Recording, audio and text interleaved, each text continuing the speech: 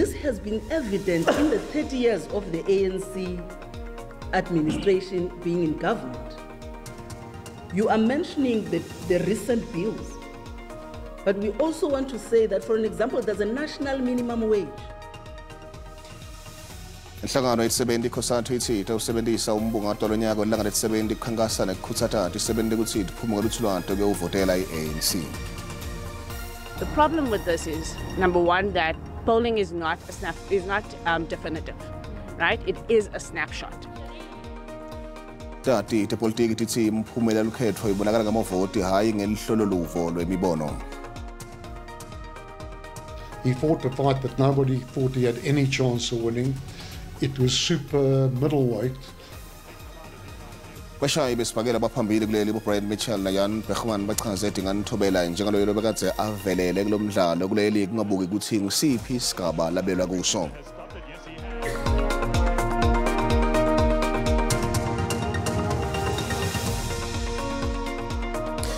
Kaba kuhle hlangana nizabeni tiswati la ku-SABC khumbula ukuthi sikhona ku-X, Facebook na ku-YouTube ukuthi uthi SABC tindzaba ke sibuke thamba embili lomohla.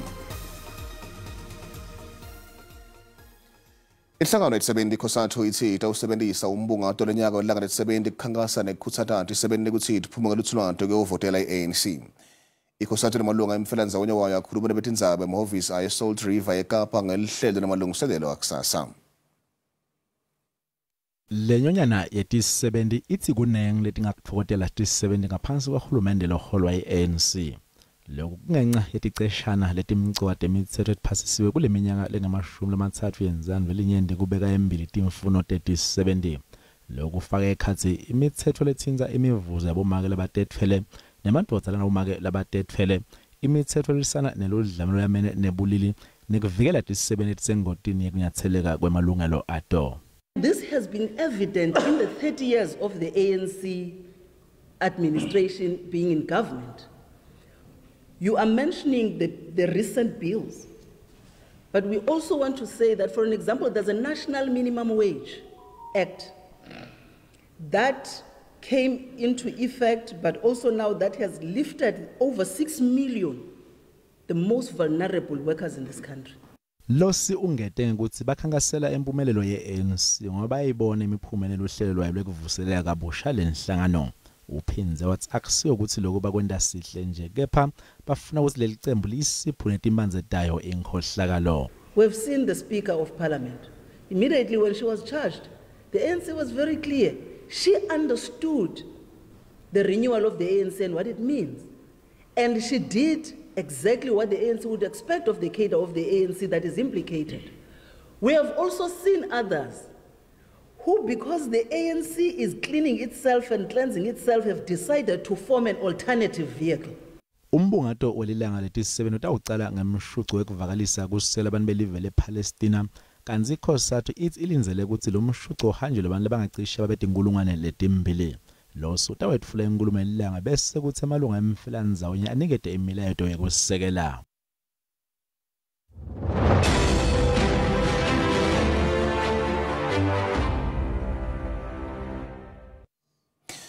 Tati tepolitiki tithi imphumela lekhetho ibonakala ngamavoti hayi ngelihlololuvo lwemibono.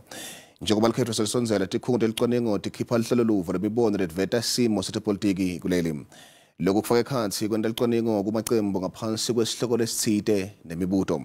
Nanobe-ke lokhu kwendiwa ngilabo labatsinzeka kutepolitiki kepha lemininingwane iyafika esiveni ngakuthi ifakwe kakhulu kade tinkundleni tekuchumana. Njengoba kwentiwa lolicwaningo umbuto-ke sekuthi unamthelela limuphi kubavoti ngaphambi kwelikhetho lamhla tinga-24 kule nyanga lesitayicala. Kuya ngekukhula kucombelela ukuthi ngiyiphi inhlangano yepolitiki lengahle iphumelele kulolu khetho lolutawo kulandzela kwanza kwemikhankaso. Lolu khetho lungelwedi inhlangano letingetulu kwe-70 dakhamuthi takuleli kuphela litakusho ukuthi ngubani lekumele ahole live ngendlela litawuvota ngayo. Akunenzaba ukuthi letinombolo temibono tikhishwa abacwaningi titsini. Oftentimes, the audience for that particular polling obviously is the political parties, because they often use this kind of information to see where they need to put more effort in terms of campaigning, holding rallies, but also door-to-door campaigns.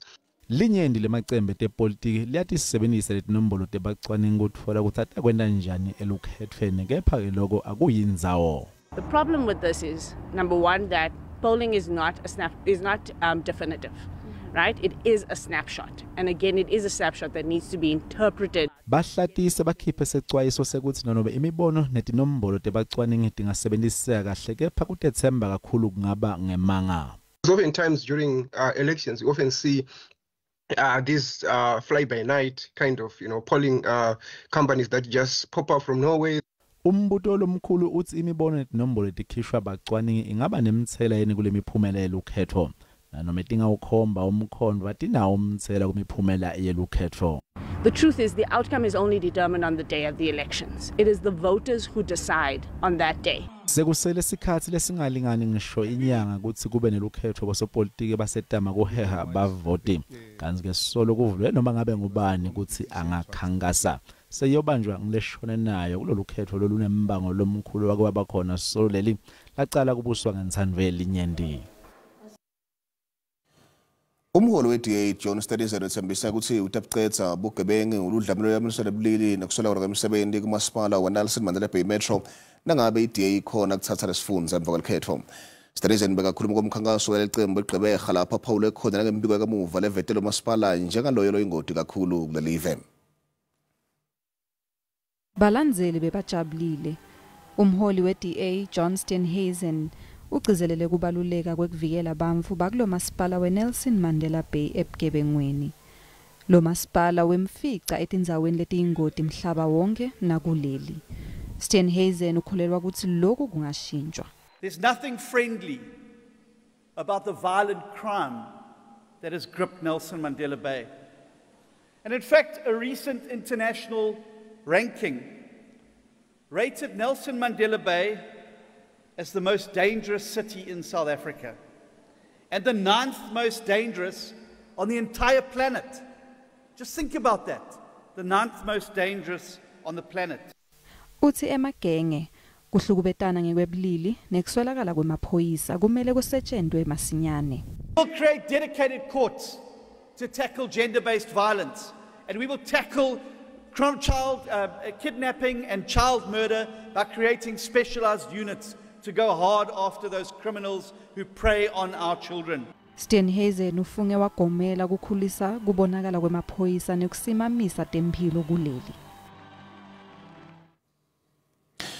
Kubuka emuva eminyakeni leka-30 eNingizimu Afrika yathola iNthandwe Linyendi emoyeni isikhulumisana lesekela lecala lamabhayane jikelelo SACP Matala Masuku kuva kwabantu ukuthi kusho kuthini lokho kubo. Asikubele Masuku sikwamukela endzabeni teswati la kwe-SABC.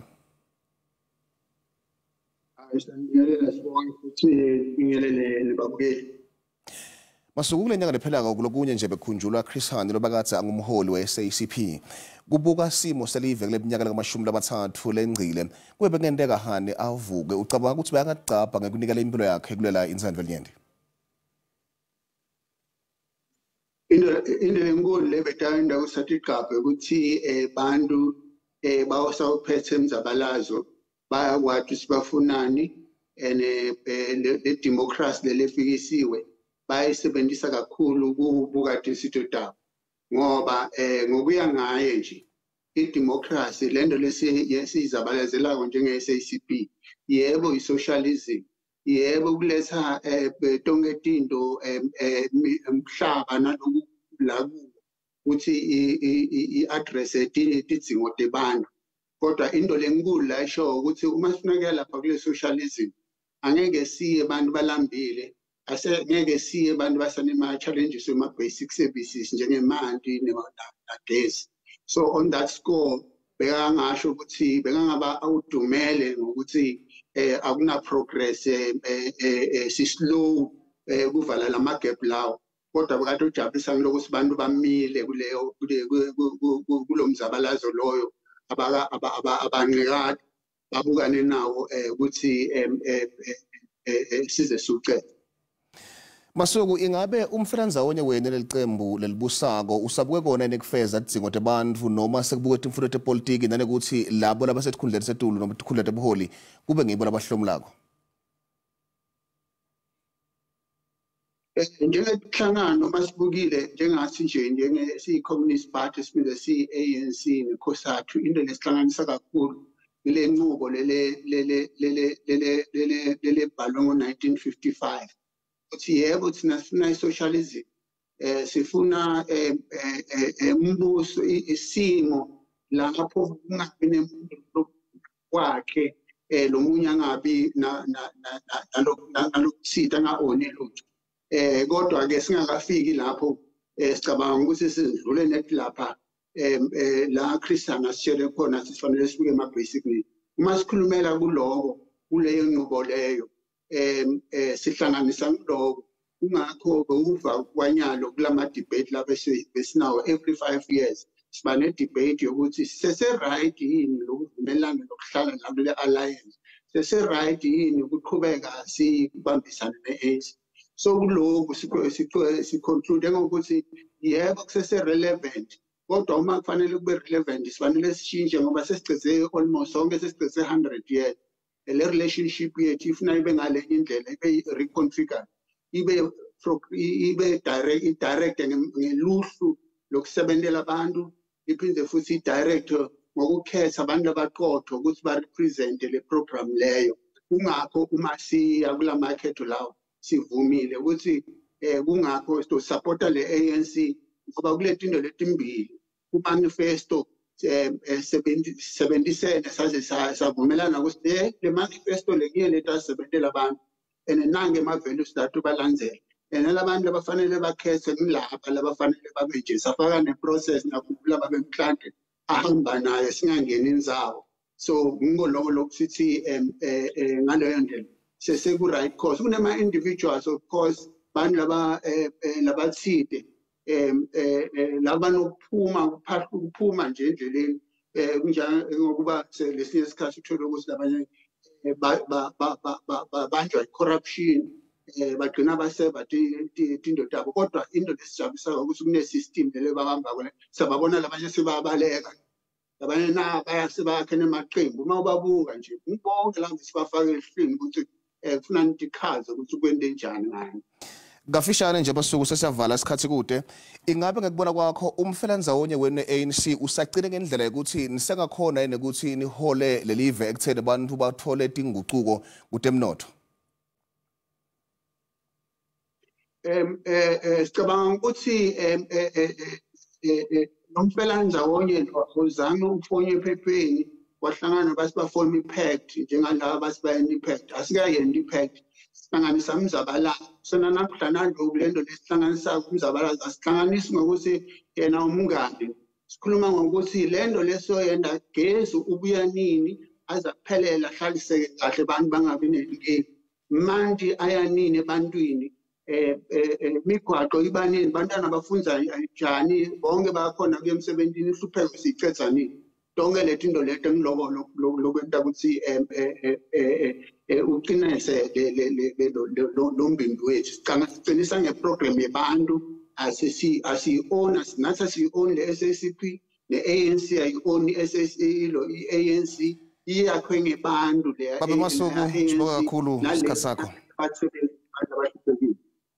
Sibonga kakhulu isikhathi sakho Masuku Nelibakithi lokho ngumadala Masuku losekela eqala lenhlangano ye-SACP sikhuluma sana naye ngendzaba ukuthi baye-SACP bona bayibona njani leminyaka lemithathu lengcile yete Nsandvo Yelinyenti Sibutele ngembukela ukuthi ngabe ngekubuka kwakho lokungagcinywa kwagesi isikhathi lezingangenyanga kuyindlela yokukhankasa ye-ANC yini nobe cha njengokusho kwalamanye amaqembu epolitiki uphendula kanjena Kudlalwa nje ngathi apha ngale ndaba ye-load shedding lento icace bha okwekade emhlophe ehlungwini nge-World Cup i-load shedding yayingekho yathi sophela i-World Cup eFrance yabuya i-load shedding into exelayo uba kudlalwa ngathi qha nami ngiyavumelana nombono we-DA ngempela ukuthi bayakhankasa nje hayi ukuthi ngoba nakho kuphela sekuwukuthi sekuphela kokugciniseni kagesi usazobuya emva kokhetho kuliciniso lelo lelingaphikiswa ukuthi kungagcishwa kwagezi kukhankasela amavoti utawubona emva kokuthi sesivotile ukuthi gezi utawuhamba kanjani angeke ke ngimangala ukuthi okushiwa amaqembu aphikisa kuyiqiniso ngoba sekuyathusa kona ukuthi sibe nogesi isikhathi eside sesijwayele wona ucimicimi nangaphambilini ke bekuthi makunizulu besitshela ukuthi amalahle abemanzi kanti like lana ke izulu awangahamba ugesi. Mina njengesakhamizi sala eNingizimu Afrika ngivumelana nayo impela iDA ngoba vele lento eyenziwa iANC ukuthi ingasasicimeli ugesi ingoba befuna amavoti okushuthi indlela yokukhankasa okushuthi kwalogesi ubuvela ucishwa ngamabomu. Phela le DA ninonyanisa ngoba nyana umbane xa ujonga ngoku awusamki ibe ngathi ke phofu iANC iyasebenza kodwa inikwe iminyaka engama-30 ayenzi into.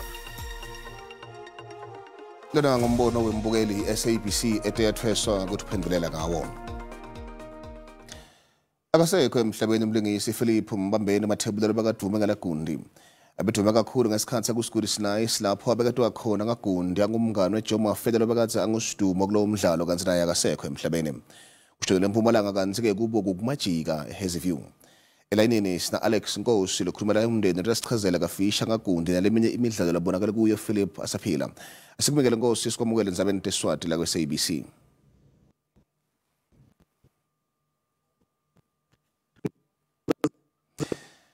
Nonke ke babukele ke emakhaya singumndeni ke wakamathebula nathi sithabuke kakhulu ngokushiya kwakhe lapha ke ngiPhilip Mbambeni Mathebula. Kafishane nje Nkosi usitshele ngoluhambo la Philip Mathebula emidlalweni yakumabona kutse.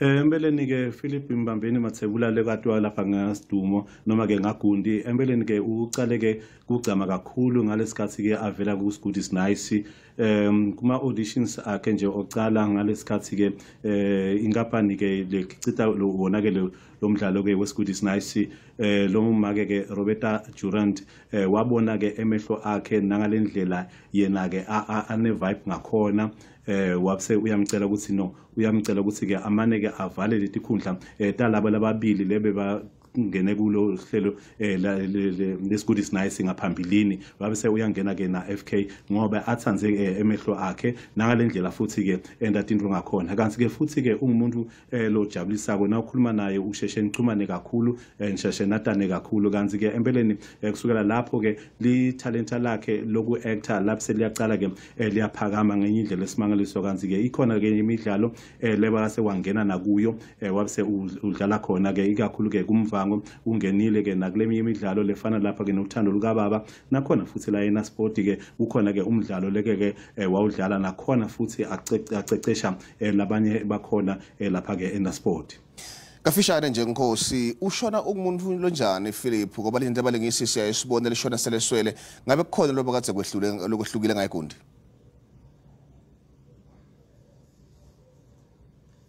Empeleni ke umsebenzi wagundi ngiyacabanga ukuthi labanye kakhulu siyayisimbone kakhulu la kuma television noma ke kuma TV simbuke khona ke sicabanga ukuthi mhlambe umsebenzi wakhe uphelela khona lapho kanti ke empeleni yena ke Philip wakamathebula ungithishela ke we-Sunday school kanti futhi ke missionary ngamagama ungumuntu lokwati ke kusungula ke emabandla noma ngabe ngikuphi indzawo la umbeka khona unguye yena la aqala khona ke kusungula ke emabandla ikakhulu lapha eGauteng kanye futhi nalapha ke kuBotswana ahamba alekelela ke bafundisi asungula wona ke emabandla etindzawo tahlukahlukene kanti futhi njengalokhu ngishilo ukuthi bekangithishela we-Sunday school linyenti lebantwana labanyenti kakhulu wabafundzisa ke ku-Sunday school abakhulisela ke enkosini njengalokhu ke sekakhona lapha endzaweni yakamajika bekungilapho ke nakhona futhi lapho ke bekasabuke manje kakhulu ke bogogo lebe bahlala khona kuleyandzawo ngoba phela bogogo ngasesikhathi abasakhona ke emabandleni abasakhona kwenta tindvo temphakatsi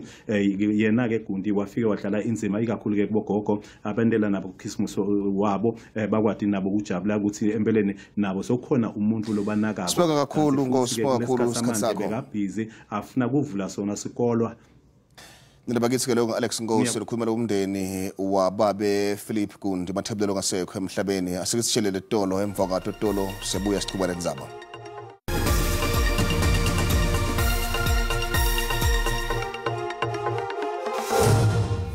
Somukela mbukela esigabeni sesibili setindzaba leSwati la kweSABC umusanza kungena tsekhona ukhethe kahle hlala nathi. Ethi make 10 rand lahlelo kamandla lecathaniswa netimali teklamanye amave.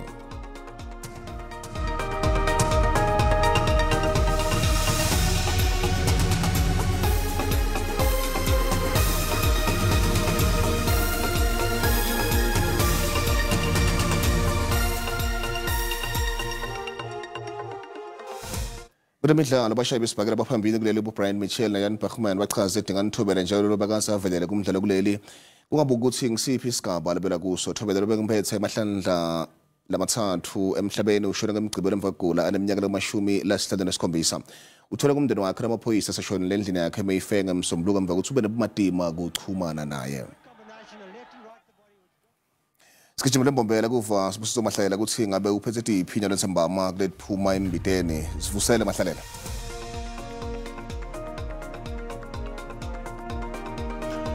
Lamino ekunene ngibamba detimbili ngivusele nakumbukeli ekhaya khasi kwethu mzaba lesitiphethe kuhlele diphuma embiteni ngensimbi yesithupha kunatleti team uniketwe ibhayili yamakhubu etinkulungwane letisihlanu uthishala leminyaka lengu-41 budzala lekusona ukuthi-ke udlengule mfunzi loneminyaka lengu-14 budzala kanyamazane ngaphandle kwelidolobha iMbombela ngetolo kwaloko lisakele endvuna yamaphoyisa kule live mnumzane Castle Mathale uvakashele emasipala wasenkomazi enzaweni yasemangweni lapho bahlali bakhala khona ngebugebengu lobanze njalo kule yandzawo njengoba-ke bakhala kakhulu nethushumbisa kwetimoto etiweliswe eveni laseMozambique leti naletinye ngensimbi yesithupha kumsakato olugwalagwala FM kuhlelo letiphuma embiteni ngibamba timbili isidumo ngibuyisele kuwena lithimba lakhe egoli.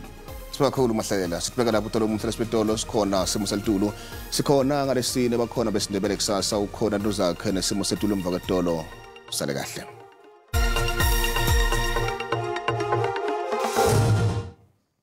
Ngethela shona linginaso simo selitulo kanjalo ngethela shona linginato nzabatalo sibonke kusidumo dlamini masibuke isithombe sethu sihla namuhla likhombisa ke ngibonya ngemafu mabuke la sifunza iNorthern Cape kanti ke naso shona Kapa ngolalo muhle likhombisa ke ngibonya ngemafu kuleto ndzawo leto kanti ke naselangeni la kusasa likhombisa ke ngibonya ngemafu enshona Kapa kanti ke ikhona nalenkungu kanti ke isixwayiso lesivela baka South African Weather Service ngahle ke kuqubuka umlilo etifunza letsithe lekufaka phakathi sifunza iEastern Cape sifunza iNorthern Cape kanjalo ke la naso ke la sifunza ngolalo muhle lekungiyo ke la iLimpopo abantu abacaphele ngendlela abasebenzisa ngakhona ke umlilo kanti ke masibuke la emazinga eshisa kusemenjani masibuke la sifunza eGauteng likhombisa ke kubalela nje kubiphumule ke inhlavu yelanga kanti ke kuyafuthumala ePretoria njengoba lapha ku28 Broncospread Carltonville Vereeniging hlela lapha ku27 elifuthumele kuleto ndzawo leto kanti ke masibuka sifunza iLimpopo mabuka ndzawo lefana nabo Musina likhombisa ke kushisa kuleto tindzawo leto kubotsanini nalapha ke kuPhalaburwa lapha ku35 kanti ke uyofika ngana ke buGiyani kanti ke mabuka ke Phulukwane hlela lapha kuye ke la 32 lapha ke la lebeke eBekersford kanti ke sifunza impumalanga isikhukhuza liyashisa ngolalo muhle lapha ku35 kanti ke mashishini ihleli ku30 eMbombela uyofika ngale ke la kubo game uhambe uyofika kadanje ihleli lapha ku31 kanti mabuka ke eMkhondo likhombisa ke kufuthumana nangale ke la